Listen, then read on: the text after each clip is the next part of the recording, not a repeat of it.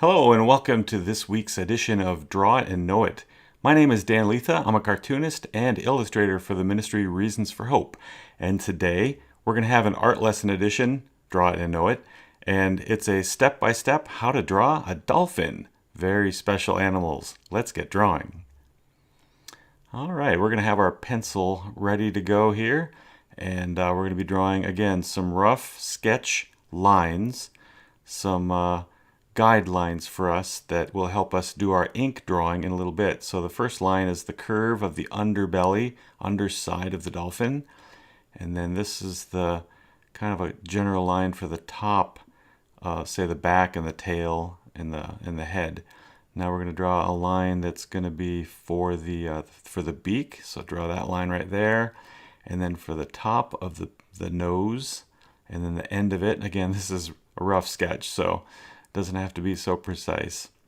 And then there's another line there that is part of a very special part of the dolphin. We'll talk about that in a little bit.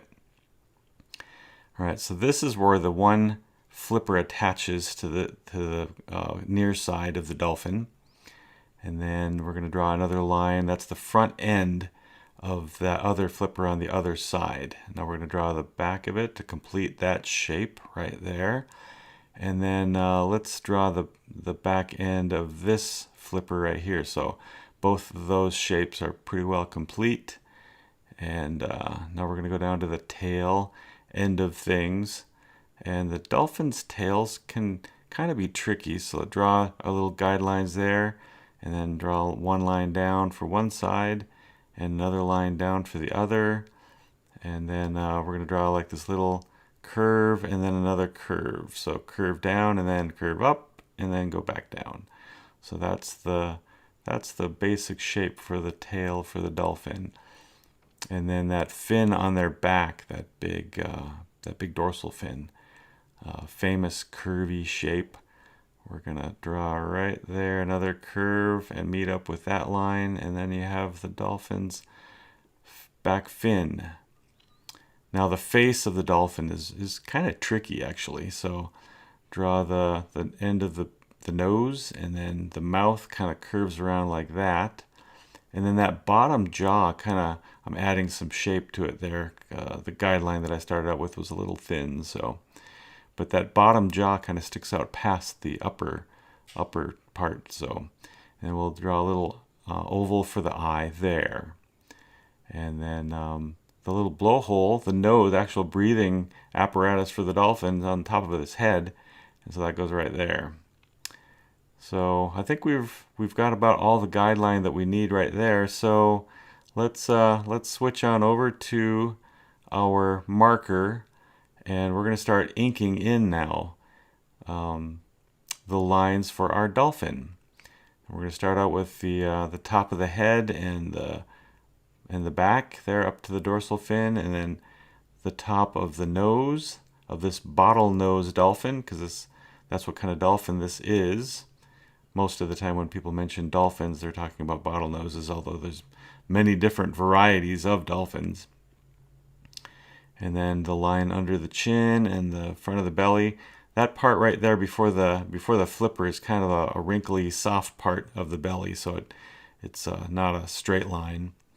And then ink in that part of the fin there. Again, I'm generally following the guidelines, improving on them a little bit here and there. And then we'll draw that line here and then follow it around. So then you have both flippers. And again, this one's on the other side. And so I like to draw some shadow indicating some darkness right there where the body would cast a shadow on that flipper. And then the body of the dolphin kind of ends right about there, so I stopped it and then I continued for the tail.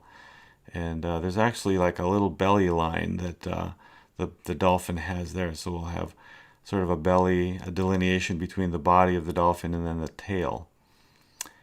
All right, and then the back of the tail there, and then the dorsal fin curves around, comes around there.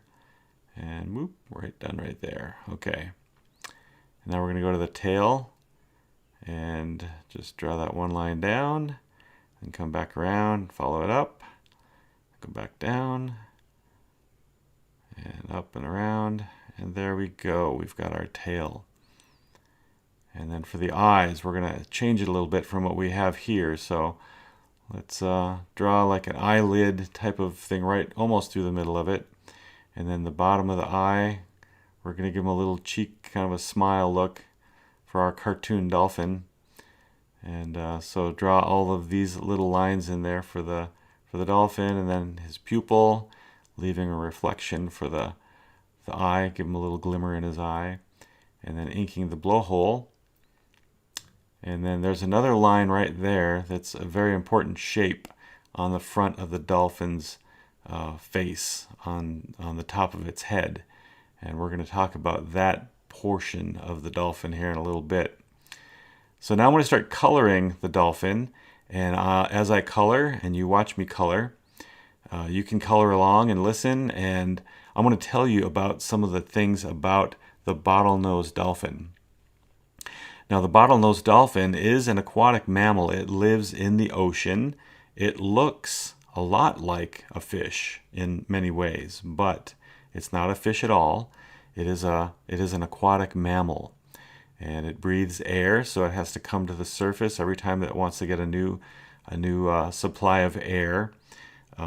Dolphins are very, very great swimmers. They can swim very, very fast.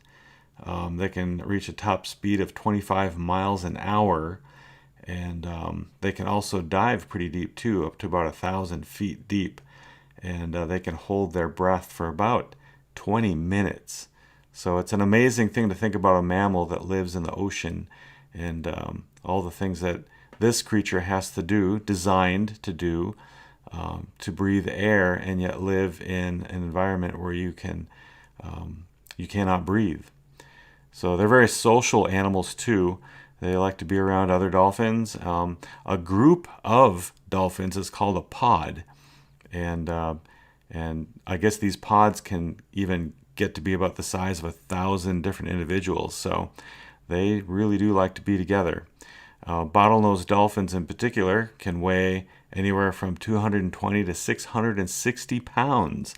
So they're not exactly tiny, although there's other varieties of dolphins that are a lot bigger. In fact, you'll never guess what the actual biggest dolphin is. A member of the dolphin family is actually a killer whale. But we'll talk about those on another Draw It and Know It. The lifespan of a bottlenose dolphin can be about 20 years in captivity and up to 50 years in the wild. And that seems kind of backwards because most animals live longer in captivity, but not so with the dolphins apparently. What day was the dolphin kind created? Do you have any ideas? Remember the creation days? Swimming creatures and flying creatures were created on day 5. And so the dolphin kind, the family, if there were specifically dolphins that were created, or if they were a little bit different, that family of animals was created on creation day 5. All right, so the name for male dolphins, they're called bulls. Females are called cows. And babies, have any guesses? They're called calves. So they have names similar to other animals that we know about too. One fascinating fact about dolphins is that when they sleep in the water, think about having to sleep in the water and having to breathe. They sleep towards the top of the surface, so their blowholes are sticking out so they can breathe while they sleep. And they also sleep with one eye open at all times. So I guess they're kind of on the lookout, or however God designed that to work.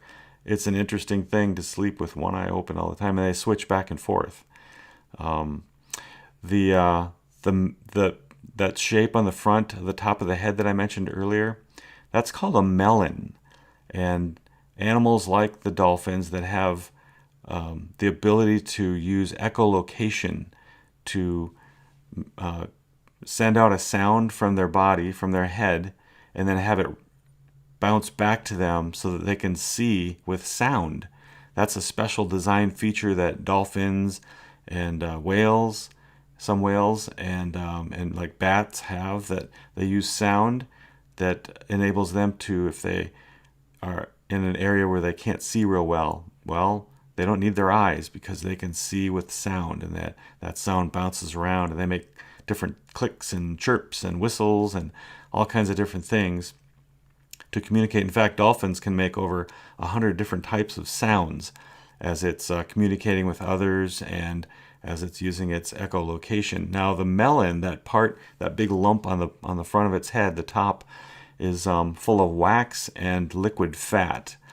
And it's kind of a sound amplifier. God designed this feature on the dolphin to be a sound amplifier. As this sound goes out, that's kind of the mechanism that the dolphin uses to send that sound out, and then it bounces off and it comes back, and the dolphin uses its hearing then underwater to discern sometimes what the shapes of some things are, or even if they look at a diver, a person in the water, they can see the skeleton, some things about the skeleton of that person with the echolocation.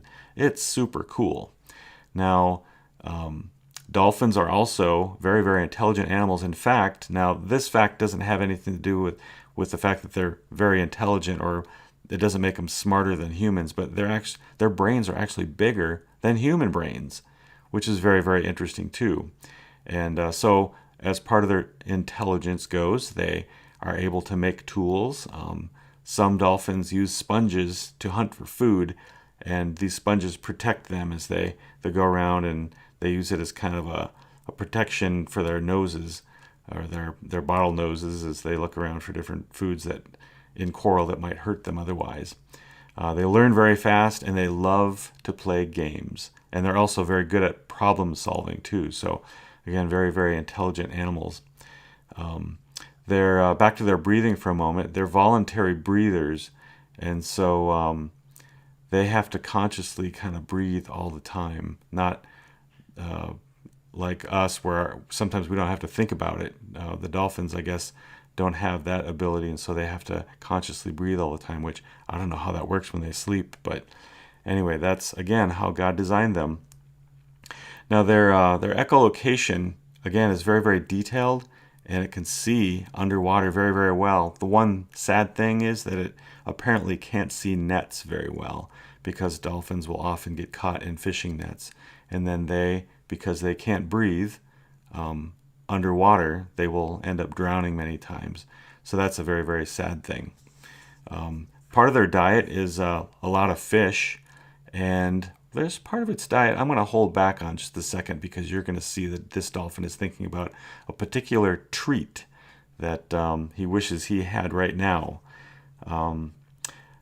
Here's an interesting thing that people will call a fact about the dolphins, but I want you to think about it. Some people say that dolphins evolved from hippos, or that hippopotamuses are the closest living relatives to dolphins these days. Do you think that's true? Let's think about that from a Bible point of view. Again, we referenced the days of creation earlier, that swimming animals and flying creatures were made on day 5. So land animals were made on day 6. So the Bible clearly shows us that any evolution from a land animal, which actually evolutionists think that dolphins and whales evolved from an animal that looks kind of like a wolf. Anytime you hear that, think about the creation days. That can't possibly be true, because one, the world is younger than evolutionists say, so evolution wouldn't have time to take place. God never said that things evolved anyway. And the order of creation gives us enough information to say, wait, if people are thinking that dolphins evolved from land animals, well, that's not right. Well, let's see. I'm drawing a particular little creature here that is a particular treat of the dolphin that they like to eat along with fish.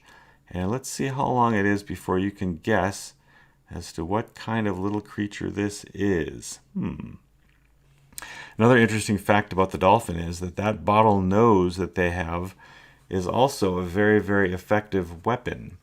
And if a shark gets too close, or a shark is threatening, or if there's been instances too of a person that's been attacked by a shark, or a shark is threatening a person, a dolphin can come over and ram that shark in the gills with that hard nose, and that is a deterrent for those sharks. Sometimes it can kill a shark too, and so they're very interesting animals that way, that they can rescue people and play lifeguard in a sense in the ocean. Well, this little creature that is such a nice little treat for many a dolphin is the squid. Now that might seem kind of gross to you, but dolphins love squid. So that's our dolphin's treat here.